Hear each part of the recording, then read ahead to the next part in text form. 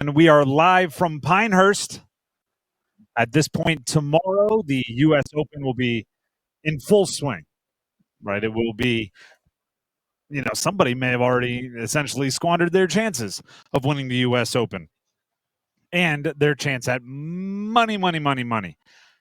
That's where our question for 99 questions about the college football season, a series we've been doing for a while now, and we're going to continue to do right up until the opening kick of the college football season. 99 questions about the college football season. The question for today is who is going to make the most money in the triangle this year? This week's U.S. Open, which is where we are, right? We're live at Pinehurst, offers a $20 million purse. The winner by themselves, first place, 3.9 million. We'll round up and call it 4. The Big Rock Fishing Tourney, which is going on elsewhere in North Carolina, giving away $7+ million in winnings. So with so much money being passed around, we thought, who's going to make the most money in the triangle in college football next season? Now, I want to be clear here. I'm not talking about NIL deals already signed. Okay, I'm not talking about things that are already locked and loaded.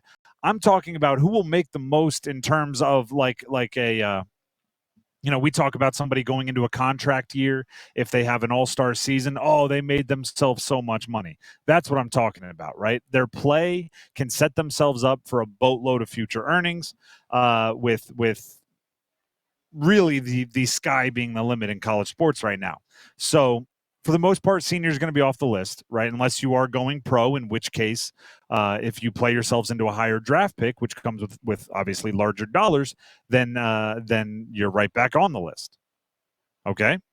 With the portal wide open, NIL money flowing from teams, collectives, as well as legitimate endorsers, kind of all combined, who's going to set themselves up for the biggest payday? I have one from each team, NC State, Duke, and North Carolina, and we'll go Duke first. Normally I have Dennis pick, so it's random, and it's not like, oh, you went first. We'll go Duke first. I'm sorry, Graham, did something just get said in my ears? I was just going to say I wanted to pick first. Oh, perfect. We have Graham to pick. Graham, who do you want to go first? Let's go with the school that's trying to get money out of the NCAA right now. Not football, but basketball. Can we go with NC State first? We absolutely can.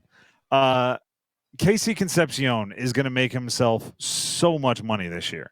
I thought it was interesting, right? At the beginning of this offseason, there was an announcement from one of the collectives, the NIL collectives for NC State, that Casey Concepcion was locked in. I forget what the exact term was, but he was locked in for 2024 with NC State.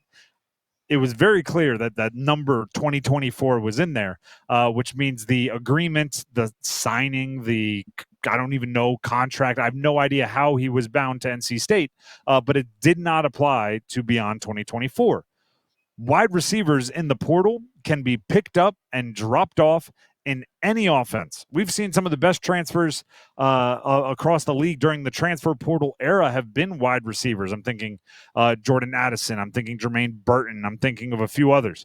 So just the nature of wide receiver means if he does hit the portal, he will be extremely attractive and expensive to the Blue Bloods. And then also, even if he doesn't want to transfer out, if you just threaten to, NC State's going to have to put up some more cash, whether it's collective, whether it's team, whether it's legitimate endorsement. So NC State, Casey Concepcion is going to make a boatload of money. Graham, where are we going next? Let's go with the school that uses a basketball logo to make money for their football program, Carolina. All right.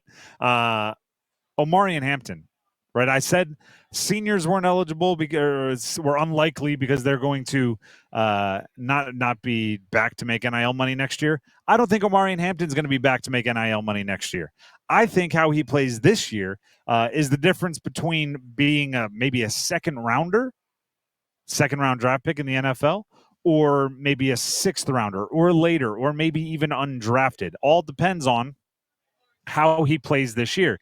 Phil Steele just put out his All-Americans.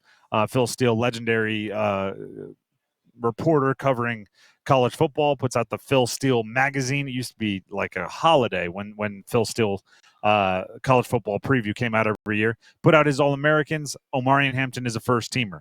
If he has an explosive season, which seems to be what the NFL is looking for nowadays in their running backs, big plays, pass catching, if he has an explosive season, I think you could be looking at like a Jonathan Brooks level draft pick right there in the middle of the second round, which, oh, by the way, is 4 years, $8 million for Jonathan Brooks. 4 years, $8 million for Jonathan Brooks. So that is the ceiling for Omarion Hampton. He could make himself a whole boatload of money. And lastly, Graham, you know where we're going, right?